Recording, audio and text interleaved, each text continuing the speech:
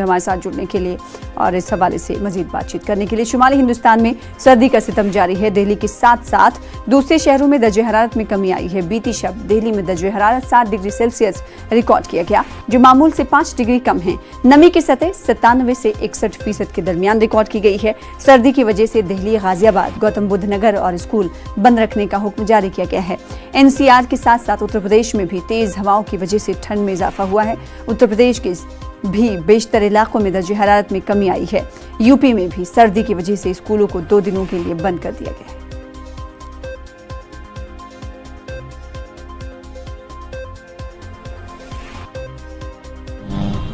रास्ता दिखाई नहीं दे रहा है, तो थोड़ा तो परेशानी हो रही है। इंडिकेटर जला के गाड़ी चलाना पड़ रहा है। एक गियर से आगे नहीं चढ़ सकते हैं, धीरे धीरे चलना पड़ता है हमें। सुबह सुबह बच्चों को जो छोड़ने आते हैं इतनी दिक्कत होती है, बच्चों को लेट हो जाते हैं, अंधेरे में दिखाई तो देता नहीं है, धीरे धीरे गाड़ी चलानी पड़ती है और ऑफिस जाने वाले लोगों को भी बहुत लेट होता है। अभी यहाँ पे सुबह सुबह एक एक्सीडेंट हो गया। सब दिक्कत तो हो रही है। देखो जी, सामने नज़र नहीं आ रहा बिल्कुल भी, तो फोग है और ठंड भी बहुत है इस समय।